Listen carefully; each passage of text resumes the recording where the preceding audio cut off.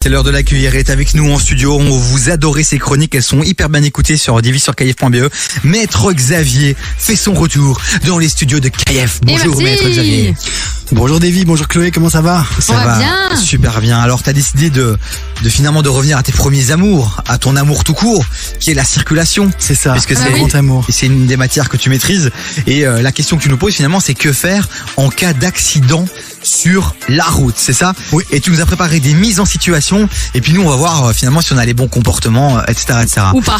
C'est ça. Voilà, Maître Xavier qu'on peut suivre sur les réseaux sociaux évidemment aussi. Bien sûr, Maître Xavier, en fait, c'est aussi simple que ça. Maître Xavier, bam, tu tombes sur lui, ses petites vidéos et il reposte ses chroniques aussi lui-même avec des sous-titres, avec des effets, c'est incroyable. Un avocat qui est en phase avec son temps. Exactement, avec la technologie. Voilà, un avocat 2.0.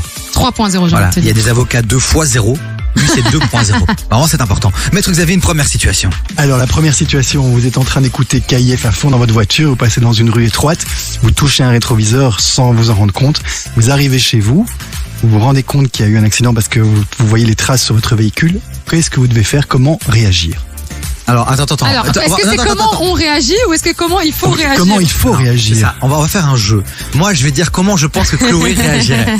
Chloé, c'est simple. Elle est à fond sur la moula et l'argent. Donc, en vrai, elle va pas trop se prendre la tête sur la victime. Elle s'en balèque. Elle va surtout se focaliser sur comment est-ce que je remplace mon putain de rétroviseur pour le moins cher possible. Oui. C'est ça. Mais la victime, tu vas pas essayer de la retrouver. Alors, ça va dépendre de la gravité. Et de s'il y a des gens qui m'ont vu. Surtout ça. Aussi. Voilà. Est-ce que j'étais dans le bon, pas ma Chloé? J'étais plus ou moins dans le bon, mais après je vais vous raconter une anecdote d'ailleurs par rapport à ça. Mais qu'est-ce qu'il faut faire effectivement, parce que finalement si t'as pas vu, tu sais pas retrouver la personne. Mais tu t'en rends compte à ce moment-là. Ce que tu dois faire, c'est aller à la police pour aller expliquer ce qui vient de se passer, pour permettre à la personne qui va aussi se rendre compte qu'elle a eu un accident, son rétroviseur est cassé, de pouvoir retrouver par la police, par le biais, elle va aussi aller au commissariat, elle va pouvoir retrouver, on va recouper, on va pouvoir vous mettre à ce moment-là en contact. Car si tu fais pas ça et que quelqu'un t'a vu, délit de fuite, eh bien cette personne va à la police, explique la situation et tu peux te retrouver devant le tribunal pour un délit de fuite. Et on encourt quoi pour un délit de fuite? Alors les amendes, les plus petites amendes, c'est 1600 €, donc c'est 200 € x 8, vous savez, avec les décimes qui s'additionnent. Ça peut aller jusqu'à 80 000 € s'il y a des blessés, si c'est en état de récidive, tout ça.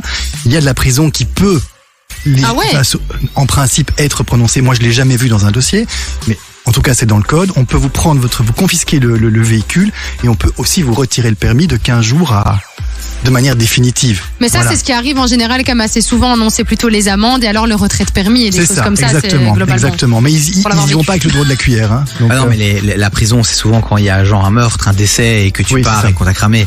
Et que, c'est chaud ça quand même. Voilà. On pense notamment à ce qui s'est passé à Strépy là au carnaval.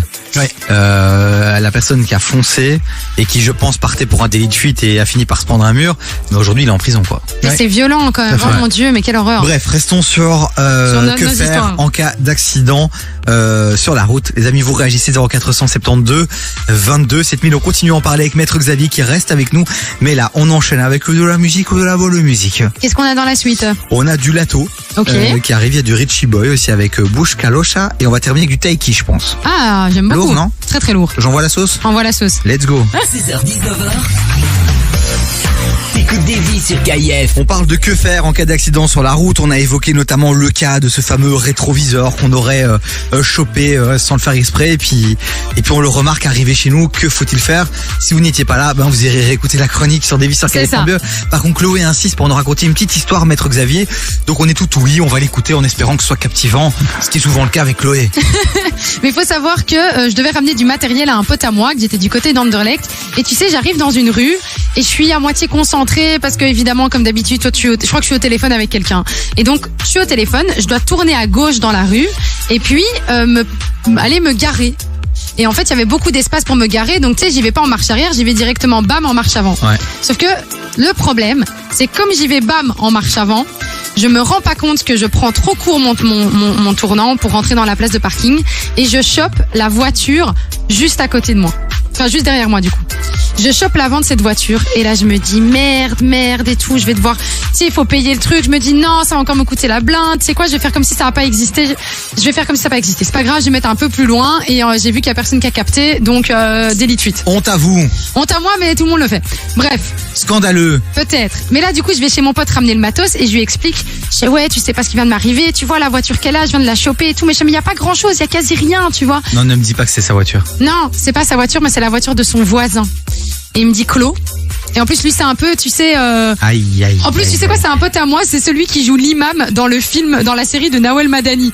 Et pour te dire que dans la vraie vie, c'est vraiment un gars hyper sage. Il me dit Clos. Tu fais ce que tu veux, hein, mais tu peux pas faire ça. Parce que le mec, il bichonne sa voiture, il est âgé, il a que sa voiture, il a que ça. Il va voir ça, il va être au bout, tu vois. Fais pense à ton karma. Et là, je te jure, pendant 10 minutes, j'étais en mode purée, je fais quoi. Et en fait, à un moment donné, le gars descend, par le plus grand des hasards, n'avait pas vu que j'avais cassé sa caisse. Enfin, cassé un peu, heurté sa caisse. Et du coup, je lui ai dit, j'ai payé 250 balles pour lui avoir dit, ça m'a fait très très mal au cœur, mais je me suis dit, tu sais quoi, pour mon karma, c'est une bonne chose.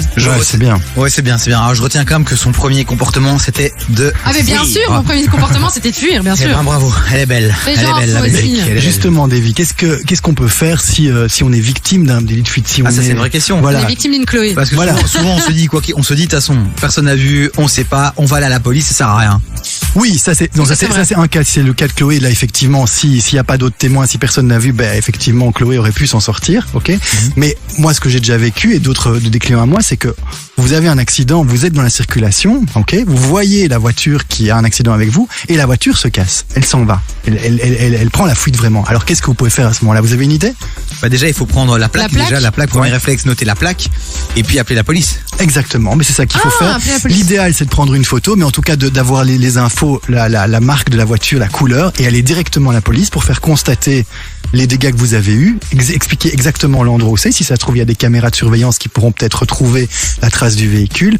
Et avec les informations que vous donnez, eh bien, on va pouvoir retrouver la personne parce que la police a accès à la plaque du véhicule et va aller très très vite voir le véhicule en question et interpeller le conducteur. Oui, parce que c'est aussi pour éviter qu'il ait le temps de réparer la voiture, Exactement, de pas avoir les preuves en fait. Ouais. Bon, maître Xavier, on a encore une petite minute, très rapidement. Est-ce qu'on a encore une troisième situation? On a le temps ou pas? Oui, une troisième situation. Imaginez que vous avez un accident de voiture, vous êtes en tort et le gars sort, la partie adverse, elle est furibarde, elle est furieuse, elle sort de sa voiture et elle se dirige vers vous. Et vous avez vraiment peur. Alors qu'est-ce que vous pouvez faire à ce moment-là? Ah bah tu cours, hein. Tu fermes les portes de ta voiture ou tu cours, hein. Oui, parce que la logique toujours, c'est que tant que tu ne reçois pas de coups, tu ne peux pas en donner. Donc si pour te défendre, tu finalement t'y vas toi en premier, tu risques d'avoir encore beaucoup plus de problèmes. En fait, le problème dans cette situation, c'est que quand vous avez un accident, vous devez en principe échanger vos coordonnées Oui, pour pouvoir faire un constat. Ouais. Mais là, si tu as quelqu'un en face de toi qui a l'air violent, t'as peur pour toi. Eh bien, dans cette situation-là, ce qui peut être qu'une solution, c'est de vous diriger, vous partez, vous allez directement à la police, vous expliquez que le gars était vraiment furieux et vous expliquez que vous étiez en tort, mais que voilà, vous n'avez pas osé rester.